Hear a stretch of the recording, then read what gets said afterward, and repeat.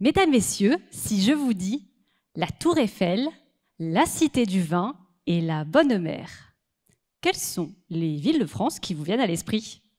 Alors attendez, ne me dites rien, je vais essayer de deviner. Est-ce que c'est Paris, Bordeaux et Marseille? Oui.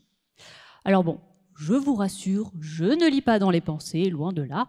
En réalité, j'ai simplement fait appel à votre culture architecturale, car c'est elle qui vous a permis d'associer ces constructions à ces villes.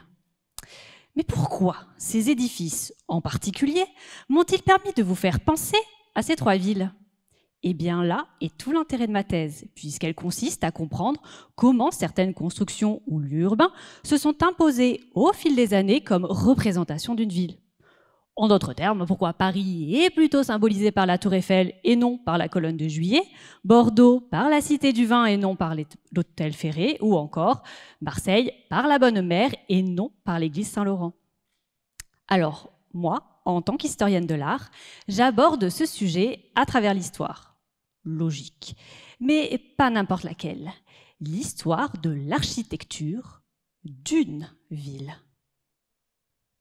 Bordeaux. Bon, je vais être franche avec vous, mon amour pour le vin, les cannelés, a plus ou moins impacté mon choix d'études. Mon travail consiste donc à analyser la façon dont est écrite l'histoire de l'architecture de cette ville. C'est ce que nous appelons dans le jargon scientifique faire une étude historiographique. Mais mon travail ne s'arrête pas là, car je m'intéresse également aux acteurs. Alors, pas de cinéma, non, mais plutôt aux personnes qui, par leur choix et leur action, jouent un rôle dans la sélection des monuments symbolisant Bordeaux et par là même, orientent notre culture architecturale.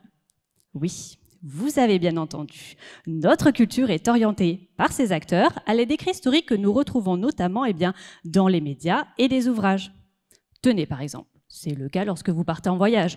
Vous consultez généralement alors, pour vous les amoureux du papier, des guides touristiques ou pour vous les plus connectés, des sites internet qui vous proposent une sélection d'édifices. Sauf que cette sélection réduit notre connaissance, mais aussi l'identité de la ville, à des symboles architecturaux, donc on peut l'être la Tour Eiffel, la Cité du Vin ou encore la Bonne Mère, et non à un ensemble urbain. Alors bon, je n'ai pas le temps de rentrer plus dans les détails, mais vous l'aurez compris, dans ma thèse, je cherche à comprendre tout ce processus de construction et d'évolution de l'identité d'une ville au regard de son architecture. Mais pas seulement, puisqu'il est aussi question de parler de notre histoire.